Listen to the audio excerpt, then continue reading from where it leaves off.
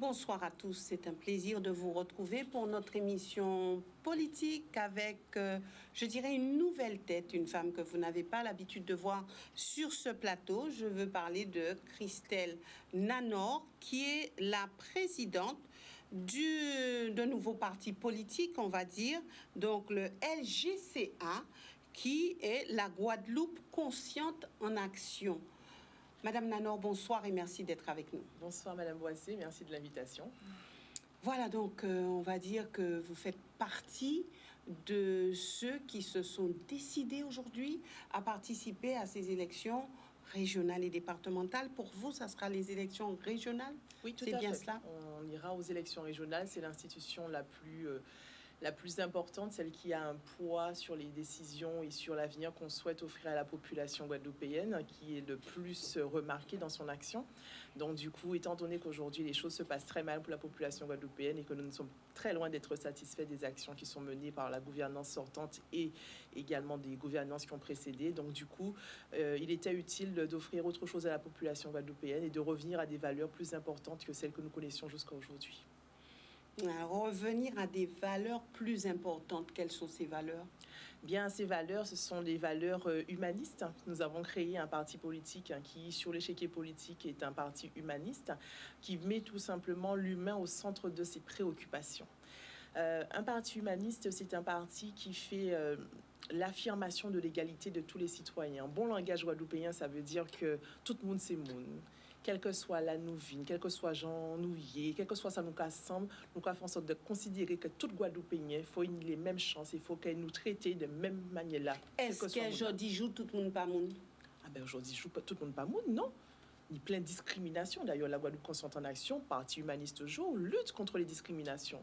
Combien de jeunes est-ce qu'on voit en Guadeloupe qui se positionnent pour être des porteurs de projets, pour obtenir ne serait-ce qu'une subvention? Et ils sont refoulés alors que l'argent est là parce qu'ils n'ont pas le bon nom de famille, parce qu'ils n'ont pas ni bon filon là. Donc du coup, on ne peut pas considérer aujourd'hui clairement que oui, tout le monde c'est monde. En tout cas, aux yeux de nos acteurs politiques aujourd'hui, il y a une discrimination, un favoritisme d'un côté, une discrimination de l'autre qui ne peut plus perdurer parce que toutes cette procédure, cette façon d'agir, eh bien, elles nuisent au développement de notre territoire, elles nuisent à notre réputation, elles nuisent à notre confiance en nous-mêmes, elles nuisent purement et simplement à tout ce qui est censé représenter les fondements d'une bonne société.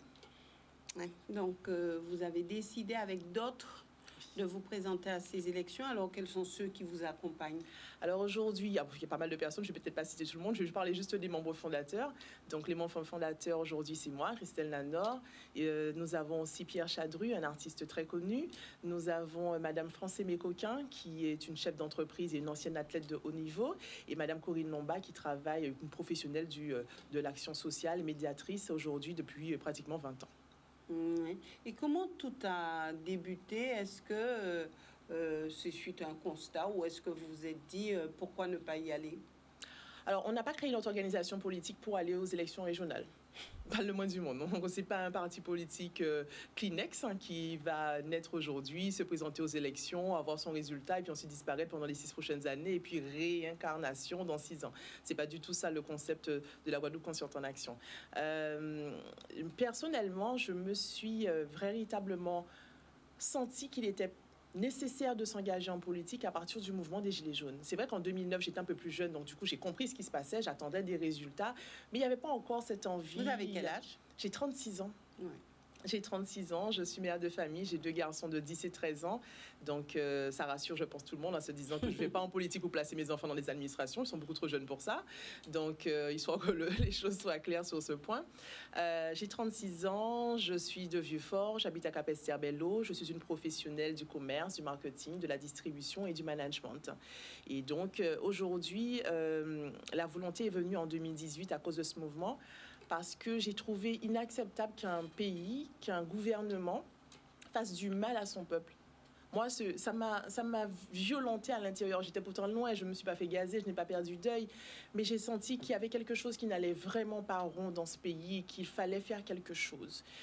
Et qui n'allait pas rond par rapport à qui Par rapport à tous les citoyens, Lorsqu'on est dans une démarche de militantisme, parce qu'on a des revendications et qu'on souhaite que le gouvernement nous entende, quand on voit la réponse violente qui a été offerte, on est obligé de se dire qu'il y a quelque chose qui ne va pas. Ce n'est pas normal. La démocratie, pouvoir au peuple, là, ce n'est pas du pouvoir au peuple. Ça veut dire qu'on est dans un système où les élus que nous avons estiment qu'ils sont couronnés de tous les pouvoirs et qui peuvent faire subir à leur peuple tout ce qui leur passe par la tête. Non, ça doit cesser. Donc, du coup, j'ai eu cette volonté de m'engager. Ensuite, j'ai rejoint une première organisation. Je ne suis pas restée parce que je ne voulais pas continuer à associer mon nom à un projet que j'estimais ne pas être à la hauteur pour défendre les intérêts de la population guadeloupéenne et qui n'allait pas dans l'intérêt général des Guadeloupéens. Donc, vous avez déjà milité en politique? Oui, mais juste quelques mois. Parce que je suis, je suis assez sensible et donc du coup à ce qui se passe autour de moi, aux échanges que j'ai avec les personnes, à la qualité de leur discours et à ce qu'ils sont réellement en capacité de dégager. Et donc partant de ce principe, j'ai estimé que l'organisation où j'étais n'était pas à la hauteur pour faire émerger ce qu'il fallait de bon dans le pays. Je me suis rapprochée du CIPA à l'époque. J'ai rejoint le parti en février 2019, je l'ai quitté en septembre de la même année. Ensuite, l'idée est purement venue de créer un projet. Tout ça est parti de juste un projet. J'ai appelé des personnes que je connaissais, des personnes contactées via les réseaux sociaux parce que je voyais leur travail, que je trouvais ça bien. Et donc, purement et simplement, je leur ai dit, travaillons ensemble et rédigeons un projet guadeloupéen.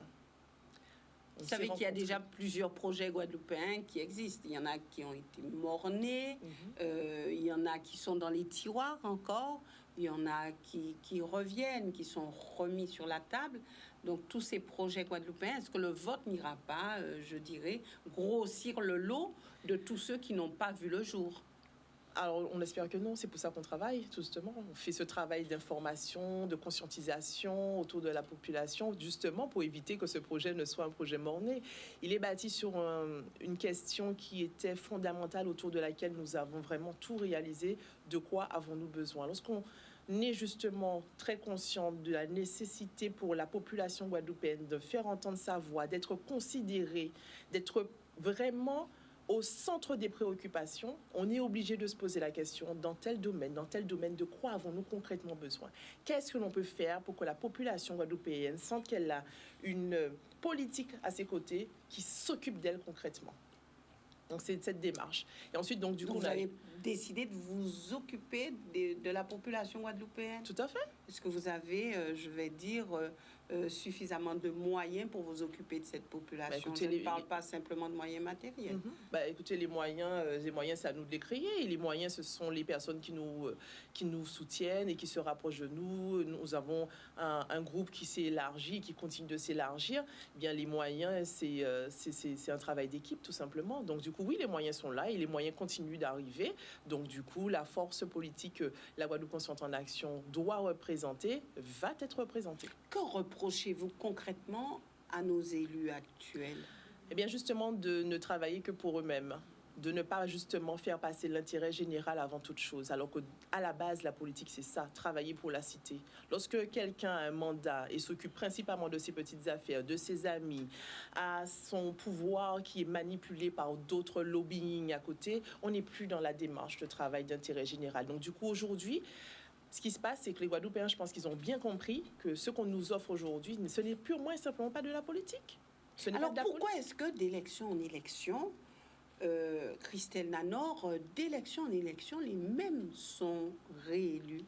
Est-ce que la population n'est pas contente, satisfaite de ceux qui sont au pouvoir? Non, en fait, on peut examiner ça de tellement de manières différentes, mais d'un côté, on a des personnes qui sont déçues et qui ne se présentent plus aux élections.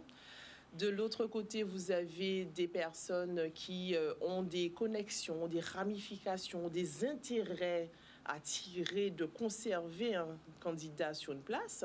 Aujourd'hui, en Guadeloupe, sincèrement, vous n'entendez aucun candidat aux élections depuis tantôt appeler la majorité de la population à se déplacer au bureau. Purement et simplement parce qu'ils savent que aujourd'hui les déçus, les personnes qui sont des abstentionnistes, qui sont en grande majorité sur le territoire, se déplaçaient pour aller voter pour n'importe qui d'autre que les candidats qui sont actuellement au pouvoir, ils dégagent du jour au lendemain. Eux, ils savent compter leurs voix. Ils savent où ils en sont. Ils savent qu'ils ont perdu quelques voix parce que celui-là, je ne lui ai pas donné ce qu'il fallait, mais j'ai gagné d'autres voix parce que j'ai caressé quelques nouveaux amis dans le sens du poil. En attendant, dans leur jeu de corruption, de clientélisme et de magouille, on a un peuple au milieu qui est en train de souffrir. Est-ce qu'on peut dire tous pourris? En très grande majorité. En très grande majorité. En fait, je ne suis pas dans une analyse émotionnelle en me disant « Ah oui, ils ne sont pas gentils et tout ». C'est que les éléments, ils sont là.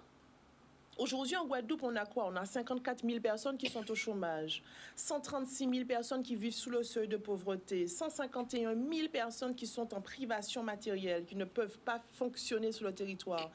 Si nos élus déjà de base étaient de bonnes personnes qui voulaient faire de la bonne politique, la première chose qu'ils feraient, c'est par exemple développer concrètement le territoire, développer l'économie. Comment est-ce que des chefs d'entreprise peuvent continuer à soutenir les élus que nous avons alors que ces élus sont en train d'appauvrir leurs clients? Bientôt, ils n'auront plus les moyens de venir dans vos commerces. Votre chiffre d'affaires va s'effondrer alors qu'on sort de crise. Les élus ont les moyens d'agir? Totalement. Totalement. Et d'ailleurs, ça me permet de rebondir sur le fait d'informer tout le monde que d'ici la fin de la semaine, la Guadeloupe Concentrée en Action, qui est un parti politique qui ne sert pas qu'à se présenter aux élections, mais aussi qui a cette démarche de conscientiser, d'informer la population, nous allons lancer une grande campagne de communication que nous sommes en train de travailler dessus. On finalise les choses pour expliquer. Comment? Via les réseaux sociaux, sous forme de vidéos explicatives, très simples, pour que ce soit à la portée de tout le monde, expliquer les missions de l'institution régionale dans toutes ses compétences. Parce que beaucoup de Guadeloupéens ne savent pas ce que fait la région, beaucoup de Guadeloupéens ne savent pas ce que peut faire la région, et donc du coup, on se contente d'estimer que parce qu'on a fait des routes, parce qu'on a fait du fleurissement, la région a assuré, la région fait son travail. Et c'est presque 900 millions d'euros de budget. On ne peut pas se contenter d'avoir des routes. Il est où le système de transport? Tant qu'il n'y a pas de système de transport qui fonctionne, les routes, on peut en faire autant qu'on veut. On peut gaspiller du foncier parce qu'en même temps, on a un lobbying qui est là pour mettre un maximum de véhicules dans tous les foyers. Donc, on fait des routes, mais les embouteillages ne vont pas cesser. Il faudrait peut-être regarder du côté du département. Toutes les collectivités doivent travailler ensemble. Aujourd'hui, le département, vous m'en parlez. Je vois un document qui circule, je crois, le mois dernier, d'une commission permanente du conseil départemental. Et dans le flot de toutes les décisions qui ont été prises, je constate que plus de 38 hectares de terrain ont été mis à disposition pour planter de la canne. Et là, je me dis, sans déconner, est-ce que ces élus qui nous vendent de l'autonomie alimentaire ne sont pas conscients qu'on ne peut pas atteindre l'autonomie alimentaire en ne faisant que de la canne, de la banane et quelques melons? Comment est-ce qu'on peut développer ce territoire? Les champs d'opportunités sont là. D'où, dans notre vision, on partage trois choses, trois axes. L'émergence de notre vraie Guadeloupe avec un assainissement des relations entre l'électorat et la population, et la classe politique, pardon. Il faut aussi l'ouverture des champs des possibles. Arrêter de forcer la direction des gens et dire que c'est soit tu es au chômage en Guadeloupe, soit tu prends ton billet d'avion et tu dégages. Il faut qu'on aille aussi vers la transformation de notre Guadeloupe, qu'elle ne se contente plus d'être une terre de talent, terre de champions, mais devienne une terre d'opportunités. C'est le pouvoir politique qui doit dire on retire les verrous.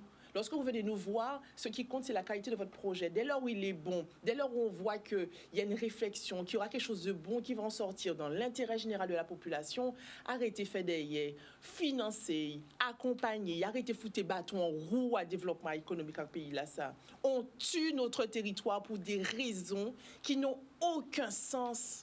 Vous avez déjà votre pouvoir, vous avez déjà vos indemnités. Pourquoi vous faites chier le monde? Faites le travail correctement. C'est ça qu'on dit aux élus aujourd'hui. Et comme ils refusent de le faire après 10, 15, 20, 40 années de politique, eh bien, la nature emmène du mal, mais elle aussi emmène du bien. Et la Guadeloupe Concentrée en Action émerge pour justement dégager, déchouquer le pays de toutes les personnes qui lui veulent du tort, de tous ces traites qui nous tirent en arrière.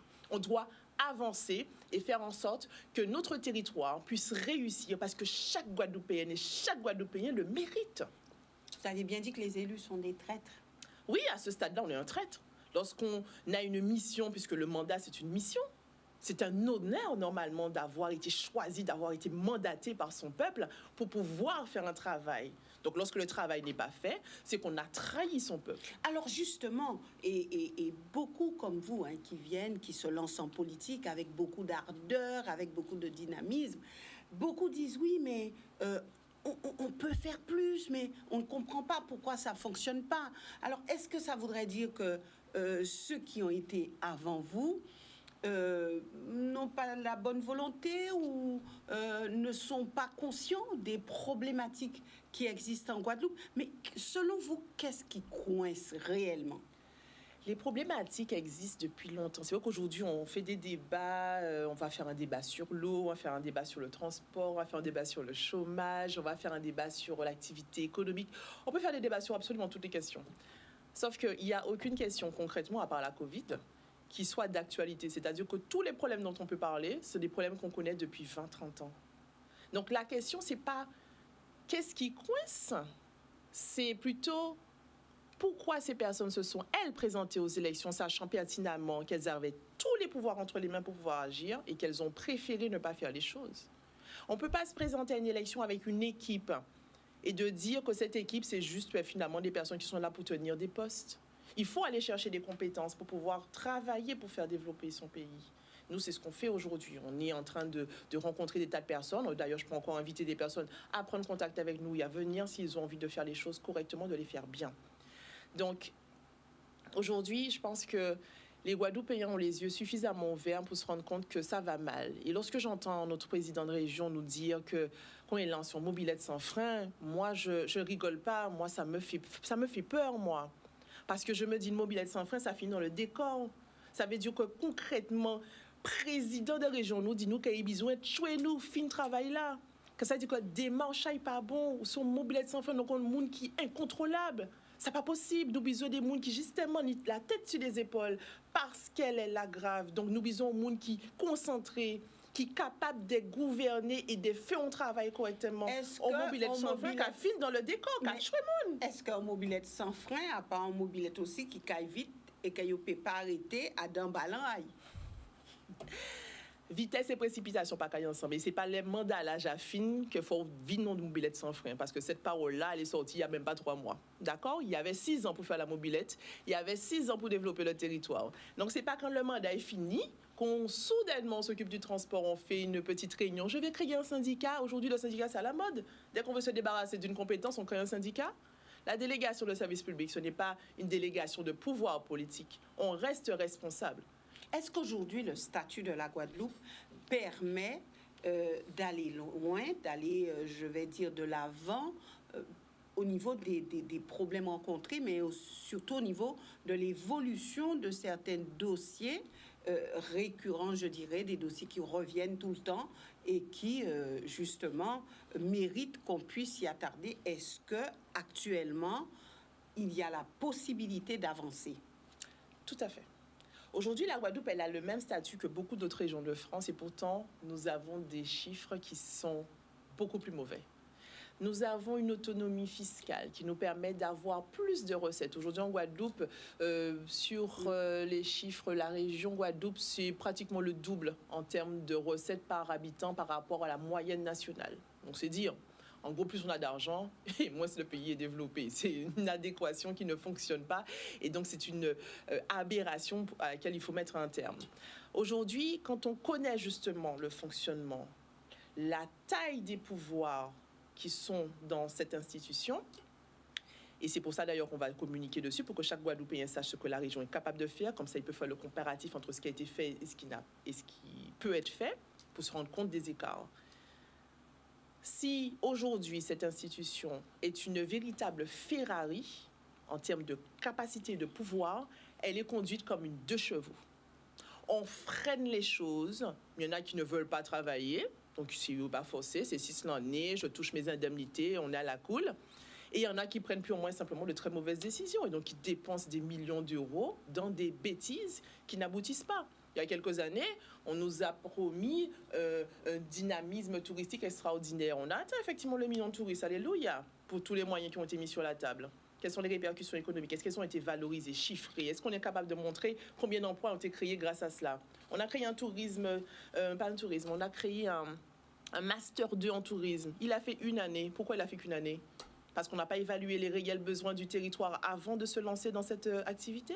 Combien ça a coûté? Combien de personnes l'ont suivi? Combien de personnes en sont sorties avec le diplôme? Combien de personnes travaillent avec ce diplôme dans la filière touristique? Il y a de véritables questions qu'on peut poser à cette gouvernance sur son bilan. Au-delà, est-ce que l'argent suffit? Effectivement, on parle beaucoup d'argent, mais est-ce que l'argent suffit pour sortir la Guadeloupe de l'ornière? L'argent, c'est du carburant. Avec l'argent, on peut faire beaucoup de choses.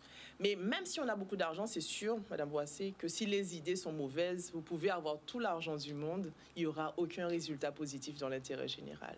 Et c'est pour cette raison que l'une des grandes valeurs de la Guadeloupe Consciente en Action, c'est la concertation. Pas question de prendre des décisions majeures sans concertation avec les acteurs économiques, avec la population. Comme ça, on est sûr de verrouiller le travail, de baliser le chemin pour s'assurer de la réussite au bout du chemin. Il faut impérativement que lorsqu'on engage des moyens, qu'on engage des hommes, qu'on engage de l'énergie, que ça serve à quelque chose. Sinon, c'est de la démagogie. Et donc, on est là que pour balancer de l'argent public, le saupoudrer à droite à gauche et faire croire avec quelques photos qu'on a travaillées, alors qu'au final, c'est des montagnes qui accouchent de souris. Est-ce que ce n'est pas parce que lorsqu'on est aux affaires, on se rend compte des vraies difficultés? Écoutez, cette question, il faudra la poser à ceux qui sont aux affaires. Je ne suis pas encore aux affaires, mais je pense sincèrement que quand on voit ce qui est possible de faire et quand on sait ce qui est possible de faire, il y a de gros écarts aujourd'hui qu'il faut combler. Ça, c'est clair et net. Et je pense sincèrement qu'aucun statut ne peut nous limiter dans notre action.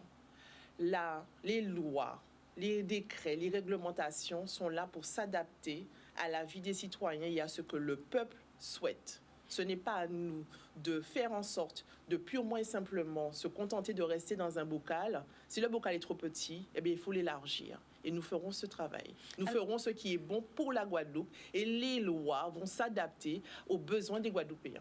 Aujourd'hui, avec qui, on va dire, pouvez-vous faire alliance pour aller aux élections? Beaucoup se sont déjà positionnés. Est-ce que, quelque part, vous dites... ça se pourrait que nous puissions aller avec tel ou tel parti politique? On ne réfléchit pas à une alliance parti à parti. Nous, ce qui nous intéresse, c'est la qualité des personnes qui nous rejoignent. C'est tout ce qui nous intéresse. C'est tout? C'est tout ce qui nous intéresse. C'est tout. On n'est pas fermé. On a établi une liste de valeurs parce qu'on croit vraiment que c'est la nature de l'homme qui fait son action. Moi, je ne suis pas dans l'apparence. Ce qui compte pour moi, c'est ce que les gens ils ont dans le cœur, ce que les gens ils ont dans la tête, dans l'esprit, ce qu'ils sont capables de fournir comme travail. Dès lors où c'est positif, on nous aille ensemble. Alors, imaginons quelqu'un, vous êtes jeune, quelqu'un comme Cédric Cornet vous dirait, bon voilà, moi j'ai mis les pieds à l'étrier, ça a fonctionné, est-ce que vous voulez venir avec, je dis vous, votre groupe ou votre parti, est-ce que vous voulez venir avec moi aux élections? Que répondrez-vous? Je lui répondrai gentiment que je vais voir ça d'abord avec mon bureau, parce qu'au sein de la Guadeloupe Consciente en Action, on prend toutes les décisions importantes en concertation également. Cette habitude qu'on veut reproduire au sein de l'institution régionale, c'est une habitude que nous avons dans notre façon de fonctionner, déjà dans nos activités, dans nos foyers, mais que nous avons également répercuté au sein de notre organisation politique. Donc, nous, comme je l'ai dit, la porte, elle est fermée à personne. Ce qui compte, c'est la qualité des personnes qui viennent de nous contacter. Voilà, tout à fait. Donc, du coup... on sait qu'il faut rassembler, on sait qu'il faut fédérer. On ne va pas prendre le tout venant. Les personnes qui ont cette réputation d'office de ne conquérir l'espace politique que pour des mandats et pour des indemnités et pour se faire voir, on les a déjà largement identifiées. Ces personnes-là, elles peuvent venir, elles peuvent nous raconter toutes les bêtises du monde, nous flatter comme elles veulent. Ça ne va pas passer. Leur discours va nous glisser dessus comme de l'eau. Donc, on sait faire la différence, on sait ressentir les choses suffisamment pour être sûr de travailler avec les bonnes personnes. Et si Henri Chalus a un œil sur vous, que répondrez-vous? Écoutez, les mobylettes sans frein sont dangereuses. Il faut les freins, il faut les airbags. S'il n'y a pas tout ça, pas de... Donc, du coup, non, M. Chalus, il a eu son tour. Il a fait 25 ans jusqu'à aujourd'hui de carrière politique. Il a passé 6 ans au sein de l'institution régionale. Le bilan n'est pas bon. Et ça, il peut dire tout ce qu'il veut. Les chiffres sont là pour en faire le témoignage. La situation de la Guadeloupe est là pour en faire le témoignage. Donc, partant de ce principe, je n'ai pas grand-chose à lui dire. La seule chose que je lui demanderais, c'est... de purement et simplement, à défaut d'admettre son incapacité à tenir sur ce rôle, tenir cette fonction de respecter la population guadeloupéenne en s'écartant. Merci Christelle Nanor d'être venue sur ce plateau. Je pense que ce n'est pas la dernière fois. Merci aussi à vous, téléspectateurs, de nous avoir suivis. Nous nous retrouvons demain avec une autre émission. Excellente soirée à tous.